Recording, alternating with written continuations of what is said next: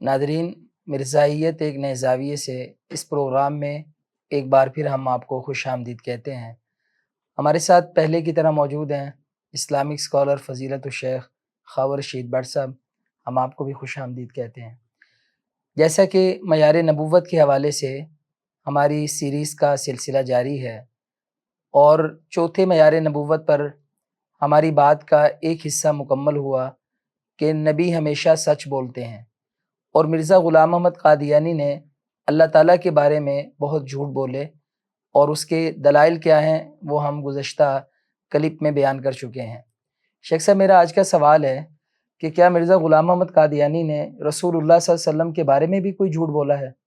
شکریہ جی، آپ نے دوبارہ مجھے موقع دیا کہ میں اس موضوع کے اوپر گفتگو کروں اور ہم اپنے اس چوتھے معیار نبوت کو پایہ تکمیل تک پہنچائیں۔ جیسا کہ ناظرین کو پتہ ہے کہ ہم پچھلے پروگرام میں گفتگو کر رہے تھے کہ نبی جو ہے وہ ہمیشہ سچا ہوتا ہے، وہ کبھی بھی جھوٹ نہیں بولتا۔ بے شک۔ قرآن مجید کی آیات کریمات جو ہیں وہ آپ کے سامنے رکھی گئی تھی۔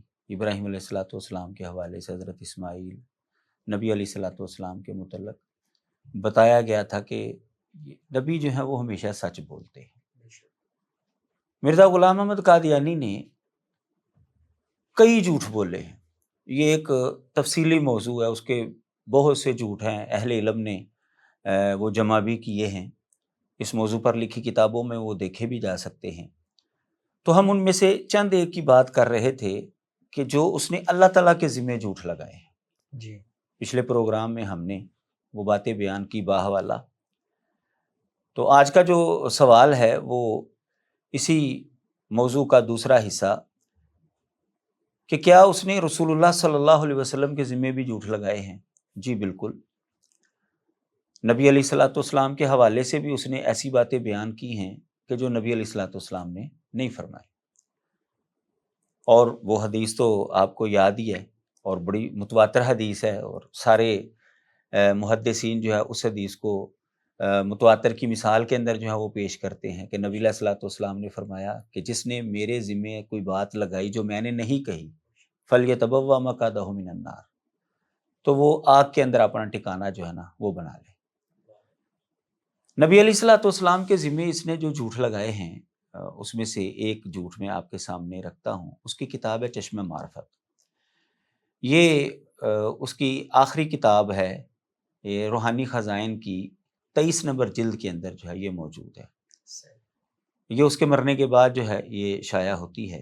اس کے اندر اس نے یہ بات لکھی ہے، میرے سامنے جو اس کے الفاظ موجود ہیں، کہتا ہے کہ رسول اکرم صلی اللہ علیہ وسلم نے ایک مرتبہ جو ہے دوسرے ملکوں کے انبیاء کے حوالے سے بتایا کہ جب ان سے سوال کیا گیا کہ کیا دوسرے ملکوں میں بھی نبی آئے ہیں، تو نبی علیہ الصلوۃ والسلام نے یہی فرمایا کہ ہر ملک میں خدا تعالیٰ کے نبی گزرے ہیں۔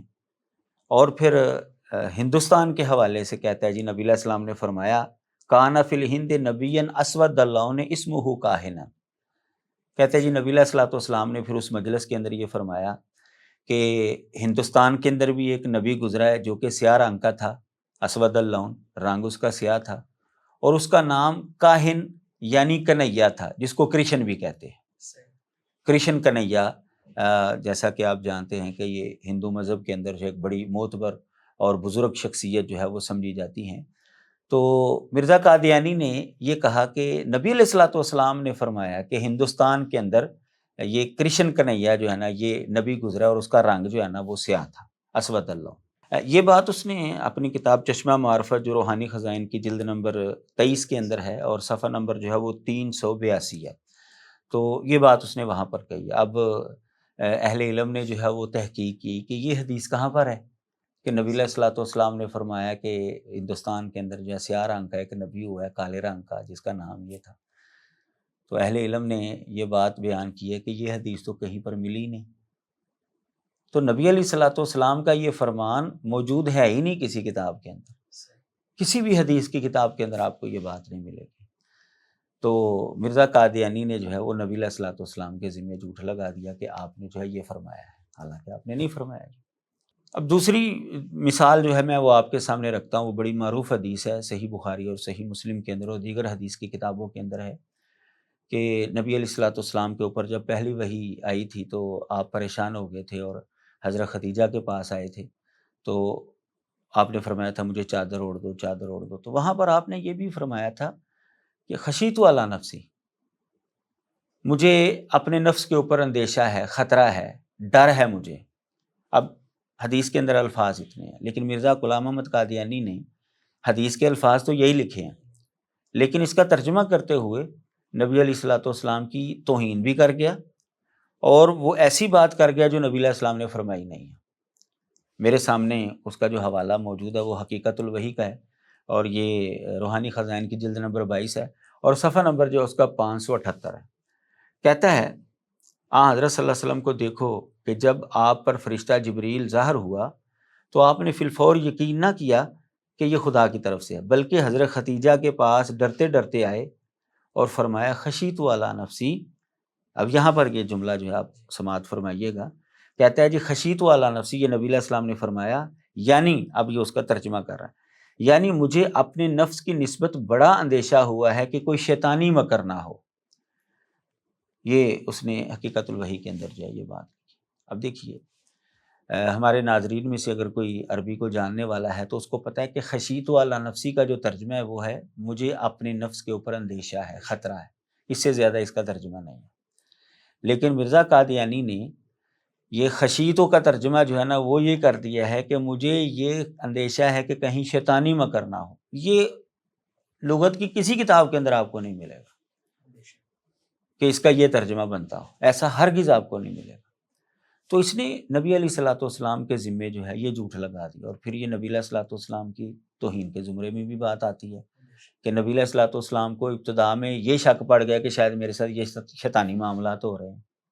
یہ نبی علیہ الصلوۃ والسلام کی توہین کے زمرے میں یہ بات حالانکہ آتی نبی ہے۔ علیہ الصلوۃ والسلام نے فرمایا کہ شیطان ہوتا ہے ہر بندے کے ساتھ، لیکن میرا شیطان جو ساتھ ہے وہ میرے ہی تابع ہو گیا۔ وہ نبی علیہ الصلوۃ اور پھر والسلام سے شک محفوظ صدر کا ہو جو گئے ہیں۔ واقعہ ہے، شک صدر ہوا، تو حالانکہ یہ سب واقعات سے سمجھ آتی ہے کہ آپ کے ساتھ تو یہ معاملہ ہو ہی نہیں سکتا۔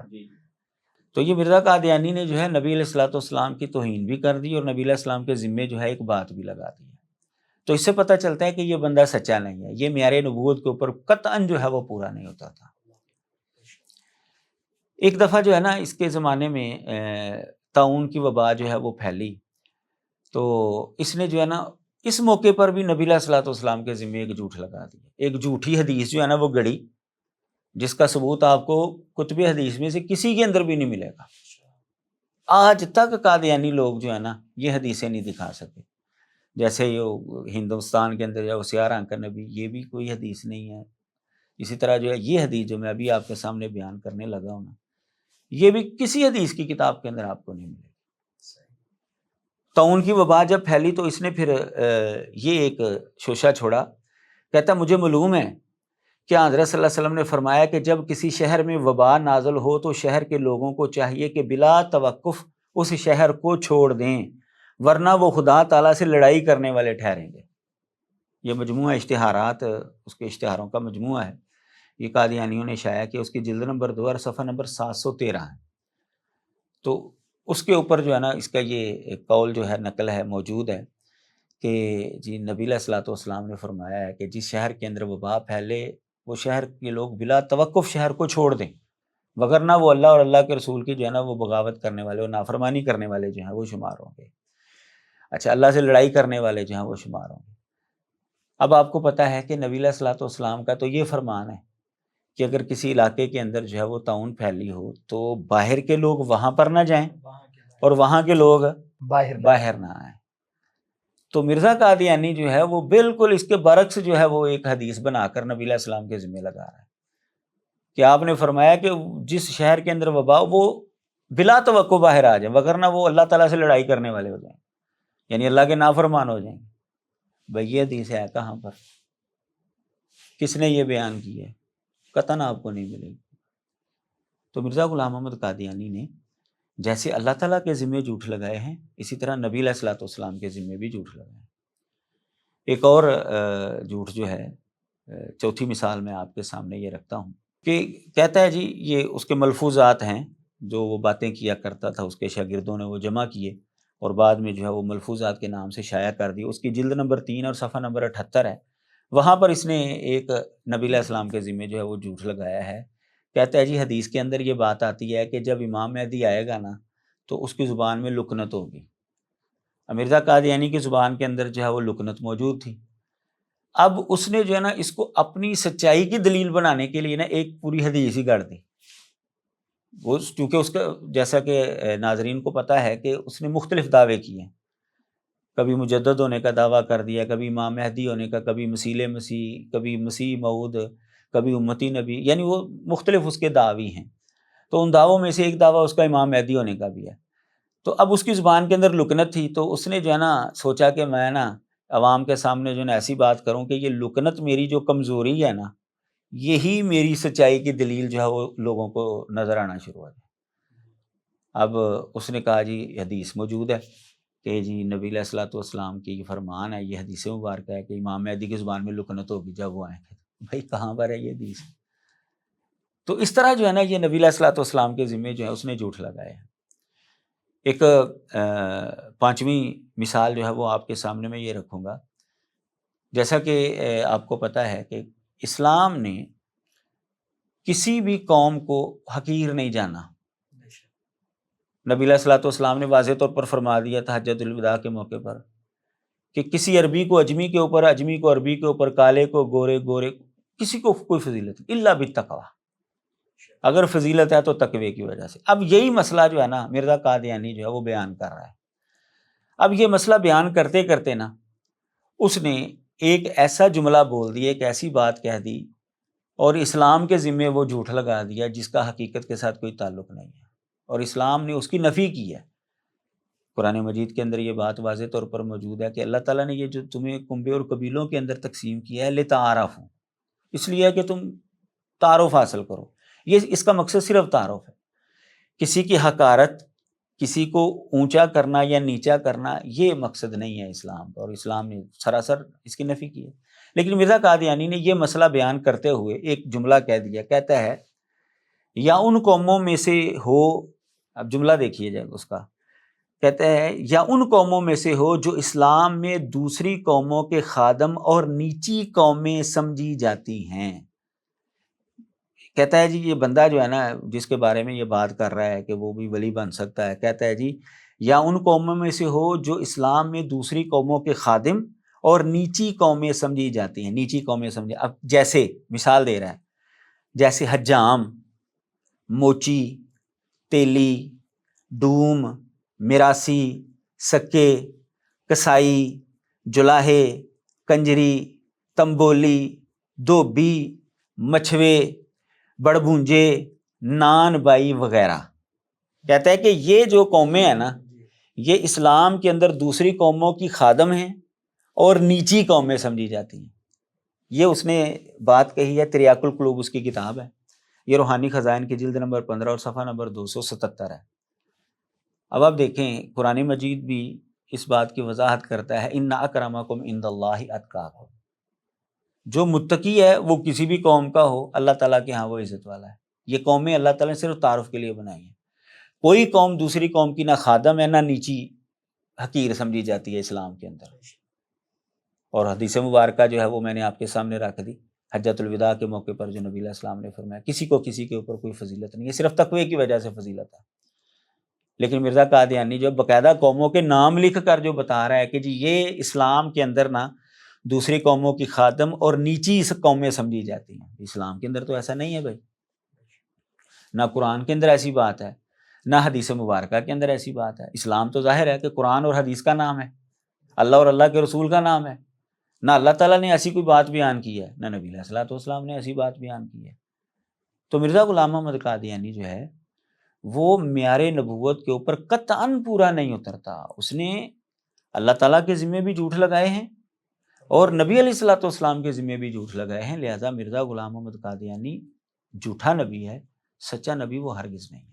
شیخ صاحب یہ اللہ تعالیٰ پر مطلب الزامات لگائے, جیسے گزشتہ مجلس میں ہم نے بات کی, اور آج نبی علیہ الصلوۃ والسلام کے بارے میں اتنی سنگین الزامات اور روایات گھڑ گھڑ کے ان کے ساتھ منسوب کر رہے ہیں.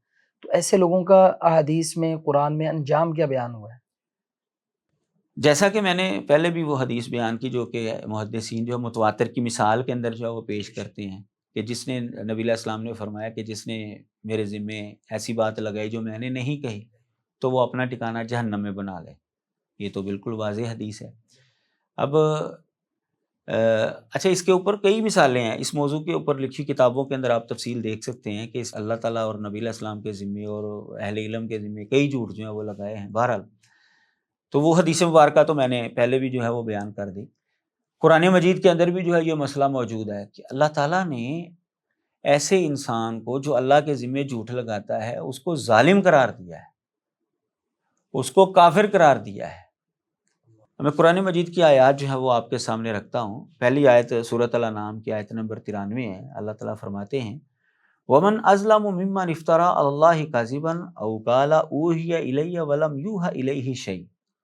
کہ اس آدمی سے بڑا ظالم کون ہو سکتا ہے جو اللہ کے ذمے جھوٹ لگائے یا وہ کہے یا اس نے کہا کہ میری طرف وحی کی گئی حالانکہ اس کی طرف کچھ بھی وحی نہیں کیا گیا. یعنی جھوٹ بولتا ہے کہ میری طرف خدا کی جانب سے وحی آتی ہے حالانکہ وحی آ نہیں رہی اللہ کی جانب سے. وَمَنْ قَالَ سَأُنزِلُ مِثْلَ مَا أَنزَلَ اللَّهُ. یا اس آدمی سے بڑا کون ظالم ہے جو یہ کہتا ہے کہ جیسی چیز اللہ نے نازل کی ہے میں بھی نازل کر دیتا ہوں. وَلَوْ تَرَىٰ إِذِ الظَّالِمُونَ فِي غَمَرَاتِ الْمَوْتِ. کاش آپ دیکھیں کہ یہ ظالم لوگ جب موت کی سختیوں میں ہوتے ہیں وَالْمَلَائِكَةُ بَاسِطُو أَيْدِيهِمْ. فرشتے اپنے ہاتھوں کو پھیلائے ہوئے ہوتے ہیں. أَخْرِجُوا أَنفُسَكُمْ. فرشتے کہتے ہیں اپنی جانیں نکالو. الْيَوْمَ تُجْزَوْنَ عَذَابَ الْهُونِ بِمَا كُنْتُمْ تَقُولُونَ عَلَى اللَّهِ غَيْرَ الْحَقِّ. آج تمہیں جو ہے نا وہ رسوائی کا عذاب جو ہے وہ چکھایا جائے گا اس وجہ سے کہ تم اللہ کے ذمہ جھوٹ لگاتے ہو. اب دیکھیے وَكُنْتُمْ عَنْ آيَاتِهِ تَسْتَكْبِرُونَ. اور تم اس کی آیات سے تکبر کیا کرتے تھے. دیکھیے اللہ تعالیٰ نے ایسے انسان کو سب سے بڑا ظالم قرار دیا ہے. اور جب فرشتے ان کی روح قبض کرنے کے لیے آتے ہیں تو اسی وقت ان کی سزا جو ہے وہ شروع ہو جاتی ہے اور فرشتے جو ہے ان کو ڈانٹتے بھی ہیں اور ان کو مارتے بھی ہیں. از رسوائی کا عذاب جو ہے آج تمہیں جو ہے وہ دیا جائے گا. اب جو بندہ اللہ تعالیٰ کے ذمے جھوٹ لگاتا ہے قرآن مجید نے تو واضح طور پر فرما دیا کہ وہ سب سے بڑا ظالم ہے اور اس کی سزا ہے بڑی شدید قسم کی. تو ایسا بندہ جو اللہ کے ذمے جھوٹ لگائے وہ نبی کیسے ہو سکتا ہے؟ یہ سورۃ المائدہ کی آیت نمبر 103 ہے. اب دیکھیں اللہ تعالیٰ فرماتے ہیں کہ جو لوگ کفر کرتے ہیں جنہوں نے کفر کیا وہ اللہ کے ذمے جھوٹ لگاتے ہیں اور اکثر ان میں سے بے عقل ہوتے ہیں. اب اس آیت کے اندر جو اللہ تعالیٰ نے فرمایا کہ اللہ کے ذمے جھوٹ جو لگاتے ہیں وہ لوگ ہیں جو کافر ہیں جنہوں نے کفر کیا ہے. اسی طرح جو ہے سورہ یونس کے اندر اللہ تعالیٰ فرماتے ہیں قُلْ إِنَّ الَّذِينَ يَفْتَرُونَ عَلَى اللَّهِ الْكَذِبَ لَا يُفْلِحُونَ. اے نبی تو فرما دے کہ بے شک وہ لوگ جو اللہ کے ذمے جھوٹ لگاتے ہیں وہ کامیاب نہیں ہوں گے. اب قادیانی لوگ جو ہے نا اس آیت کو جو ہے نا پیش کر کے مرزا قادیانی کو سچا ثابت کرنے کی کوشش کرتے ہیں. دیکھیں جی قرآن تو کہتا ہے کہ جو اللہ کے ذمے جھوٹ لگاتا ہے وہ کامیاب نہیں ہوگا. تو اگر مرزا قادیانی نے جو ہے اللہ کے ذمے جھوٹ لگایا ہے تو پھر وہ کیسے کامیاب ہو گئے؟ اتنی بڑی جماعت کیسے بن گئی جی؟ کیسے جو ہے اس کے نام لیوا جو ہے وہ دنیا کے اندر جو ہے وہ موجود ہے اور اعلیٰ عہدوں کے اوپر جو ہے وہ فائز ہے. قرآن تو کہتا ہے وہ کامیاب نہیں ہوگا اور یہ تو کامیاب ہو گیا. معلوم ہوا کہ یہ جھوٹا نہیں تھا, کسی نے اللہ کے ذمے جھوٹ نہیں لگایا تھا.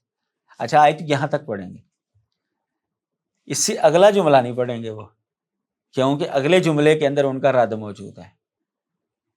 اللہ تعالیٰ نے فرمایا ہے پوری ایک آیت سے اگلی جو آیت ہے وہ پورا یہ مسئلہ ایسے بیان ہو رہا ہے قُلْ إِنَّ الَّذِينَ يَفْتَرُونَ عَلَى اللَّهِ الْكَذِبَ لَا يُفْلِحُونَ مَتَاعٌ فِي الدُّنْيَا.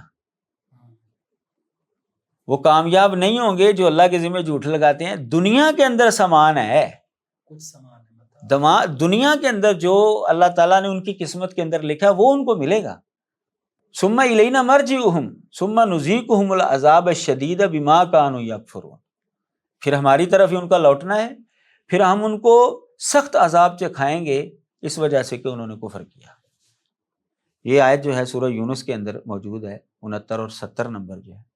اب دیکھیے پوری جب ہم نے دونوں آیتیں پڑھی تو مسئلہ ہمیں معلوم ہوا کہ لا یفلحون کا تعلق جو ہے وہ آخرت کے ساتھ ہے, کہ آخرت میں وہ کامیاب نہیں ہوں گے.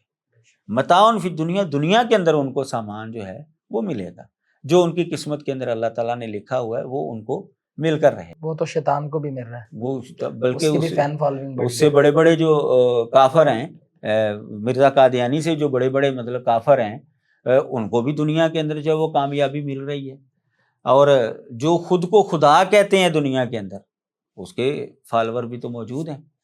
اچھا، تو اب اگر اس کا تعلق جو ہے وہ دنیا کے ساتھ جوڑیں کہ جی جھوٹا بندہ جو ہے وہ کامیاب نہیں ہوگا دنیا کے اندر، تو پھر تو جتنے بھی جھوٹے ہیں جن کے جو کامیاب ہوں پھر وہ سارے سچے ہونے چاہیے. مثال کے طور پر مرزا قادیانی سے پہلے بہاءاللہ ایک بندہ آیا تھا، اس نے بھی نبوت کا دعویٰ کیا تھا. قادیانیوں کے بقول جو ہے وہ اتنا جھوٹ بولا اس کے بارے میں کہتے ہیں جی اس نے خدائی کا دعویٰ کیا تھا. چلو جی، اس نے خدائی کا دعویٰ بھی کیا ہو، تو بہرحال اس کے فالوور موجود ہیں دنیا کے اندر، اس کی جماعت بھی چل رہی ہے. اس کے علاوہ کئی مثالیں جو ہیں وہ آپ کے سامنے جو ہیں وہ پیش کی جا سکتی. بلکہ قادیانیوں کے اندر کئی ایسے مدعی اٹھ کھڑے ہوئے ہیں جن کو قادیانی لوگ جو ہیں وہ جھوٹا کہتے ہیں. عبدالغفار جنبہ ہے، اس نے جو ہے وہ اس صدی کا مجدد ہونے کا دعویٰ کیا، اور وہ ان کے خلیفے کے خلاف جو ہے وہ باتیں کرتا رہتا ہے، اور اسی طرح کی باتیں کرتا ہے جس طرح مرزا قادیانی باتیں کیا کرتا تھا. اب یہ اسی طرح اس کا رد کرتے ہیں جیسے ہم مرزا قادیانی کا رد کیا کرتے تھے ہمارے اہل علم. بہرحال یہ بڑی دلچسپ سٹوری ہے. تو اب اس نے بھی ایک جماعت بنا لی ہے، وہ بھی کامیاب جو ہے وہ ہو رہا ہے، تو کیا یہ اس کو سچا مان لیں گے؟ ہرگز نہیں سچا مانیں گے. تو جب ہم نے یہ دونوں آیتیں پڑھی جس کے اندر یہ پورا مسئلہ موجود ہے، اللہ تعالیٰ فرماتا ہے کامیاب نہیں ہوں گے. آگے لفظ کیا؟ متاع فی الدنیا، دنیا میں سامان ہے. تو دنیاوی اعتبار سے اگر کسی جھوٹے کو کامیابی ملتی ہے تو اس کا یہ مطلب ہرگز نہیں کہ وہ سچا ہو گیا ہے. یہ ناکامی جو ہے اس کی قیامت والی ناکامی جو ہے وہ بیان ہو رہی ہے. تو بہرحال جو ہمارے موضوع کے متعلقہ بات ہے وہ یہ ہے کہ اللہ تعالیٰ فرماتے ہیں کہ ہم ان کو سخت عذاب چکھائیں گے جب ہمارے پاس آئیں گے. کیوں؟ کہ انہوں نے کفر کیا تھا. اس کا مطلب یہ ہے کہ جو اللہ کے ذمہ جھوٹ لگاتا ہے وہ کافر ہو جاتا ہے، اور مرزا قادیانی نے اللہ کے ذمہ جھوٹ لگائے ہیں. چوتھی آیت میں اللہ تعالیٰ فرماتے ہیں، یہ سورۃ الاعراف کی آیت ہے، آیت نمبر 37 ہے، فمن اظلم ممن افترى علی اللہ کذبا او کذب بآیاتہ اولئک ینالهم نصیبهم من الکتاب. فرمایا اس سے بڑا ظالم کون ہے جو اللہ پر جھوٹ باندھتا ہے یا اس کی آیتوں کو جھٹلاتا ہے. یہی لوگ ہیں کہ ان کو ان کا حصہ مل جائے گا جو کتاب کے اندر یعنی تقدیر کے اندر لوح محفوظ میں جو لکھا ہوا ہے ان کے لیے دنیا کے اندر. جیسا کہ پچھلی آیت کے تحت میں نے بیان کیا، متاع فی الدنیا، دنیا کے اندر جو ان کے بارے میں لکھا ہوا ہے دنیا کے حوالے سے جو لوح محفوظ میں تقدیر کے، وہ ان کو مل کر رہے گا. لیکن فرمایا آگے، حتیٰ اذا جاءتہم رسلنا، حتیٰ کہ جب ان کے پاس ہمارے بھیجے ہوئے آ جاتے، یعنی فرشتے آتے ہیں جب ان کی روح قبض کرنے کے لیے، یتوفونہم، وہ ان کو فوت کرتے ہیں، ان کی روح کو جو ہے وہ لیتے ہیں. قالو، کہتے اینما کنتم تدعون من دون اللہ، کہاں ہے وہ جس کو تم اللہ کے علاوہ پکارتے تھے. قالو ضلوا عنا، وہ کہتے ہیں ہم سے وہ گم ہو گیا ہے. وشہدوا علی انفسہم انہم کانوا کافرین، اور وہ اپنے اوپر گواہی دیتے ہیں کہ وہ کافر تھے. اب دیکھیے کتنے واضح آیات ہیں کہ جو لوگ اللہ تعالیٰ کے ذمہ جھوٹ لگاتے ہیں انہوں نے کفر کیا ہے، وہ کافر ہے. اس کا مطلب یہ ہے ان آیات کا کہ اہل علم جو ہیں وہ مرزا قادیانی کو کافر نہیں کہتے، مسلمان اس کو کافر نہیں کہہ رہے، بلکہ قرآن مجید اس کو کافر کہہ رہا ہے. اہل علم تو صرف اس کا وہ کفر لوگوں کے سامنے بیان کر رہے ہیں. وہ سارا ملبہ جو ہے نا قادیانی لوگ علماء کے اوپر ڈال، دیکھو جی یہ ہمیں ہماری تکفیر کرتے ہیں، یہ اس نے ایک مسلمان کی کافر کہہ دیا جی، یہ ہو گیا جی، وہ ہو گیا. یہ مولوی ہوتے ہی ایسے ہیں، وہ عجیب و غریب باتیں کرتے ہیں علماء کے حوالے سے. تو جب یہ آیات ہم نے سماعت فرمائی تو ہمیں پتہ چلا کہ مرزا قادیانی یا جو بھی اس طرح کا دعویٰ کرتا ہے اس کو قرآن مجید نے کافر قرار دیا ہے. ہم نے کافر نہیں اس کو کہا، ہم تو صرف اس کا وہ کفر قرآن کی روشنی میں لوگوں کے سامنے عیاں کرتے ہیں، بیان کرتے ہیں، ابھی اس سے بچ کر رہنا، اس نے یہ دیکھو اللہ کے ذمہ جھوٹ لگایا ہے، اور اللہ قرآن کے اندر فرماتا ہے جو میرے ذمہ جھوٹ لگاتا ہے وہ کافر ہے. تو وہ سارا ملبہ جو ہے علماء پر ڈال کر جو ہے نا وہ لوگوں کو قرآن کی طرف سے جو ہے نا وہ ہٹانے کی کوشش کرتے ہیں. تو بہرحال قرآن مجید کی آیات سے پتہ چلتا ہے کہ ایسا بندہ جو ہے وہ دائرہ اسلام سے خارج ہوتا ہے جو اللہ تعالیٰ کے ذمہ جھوٹ لگاتا ہے. ایک اور آیت کریمہ میں آپ کے سامنے رکھتا ہوں، وَمَنْ أَظْلَمُ مِمَّنِ افْتَرَى عَلَى اللَّهِ كَذِبًا أَوْ كَذَّبَ بِالْحَقِّ لَمَّا جَاءَهُ أَلَيْسَ فِي جَهَنَّمَ مَثْوًى لِلْكَافِرِينَ. یہ سورۃ العنکبوت آیت نمبر 68 ہے۔ فرمایا اس سے بڑا ظالم کون ہے جو اللہ پر جھوٹ لگاتا ہے یا حق کو جھٹلاتا ہے جب اس کے پاس آ گیا؟ کیا جہنم میں کافروں کا ٹھکانہ نہیں ہے؟ بالکل ہے۔ دیکھیے یہاں پر بھی اللہ تعالیٰ نے ایسے لوگوں کو کافر قرار دیا ہے۔ تو قرآن مجید جو ہے ایسے لوگوں کو کافر کہتا ہے جو اللہ تعالیٰ کے ذمہ جھوٹ لگاتے ہیں یا اللہ کی آیات کا انکار کرتے ہیں۔ تو مرزا قادیانی نے اللہ تعالیٰ کے ذمہ جھوٹ لگایا ہے، لہٰذا وہ دائرہ اسلام سے خارج ہے۔ جھوٹا تو ہو سکتا ہے، نبی نہیں ہو سکتا۔ ہاں جی بالکل، وہ جھوٹا تو ہے، نبی ہرگز نہیں ہے۔ تو جو معیار نبوت ہم سمجھ رہے تھے قرآن مجید کی روشنی میں، اور یہ آیات بھی اس کے ساتھ شامل کریں تو ہمیں پتہ چلتا ہے کہ مرزا قادیانی نے چونکہ اللہ تعالیٰ کے ذمہ جھوٹ لگائے ہیں، نبی علیہ الصلوۃ والسلام کے ذمہ جھوٹ لگائے ہیں، اور کئی موقع پر اس نے جھوٹ بولے ہیں، لہٰذا وہ معیار نبوت پر ہرگز پورا نہیں اترتا۔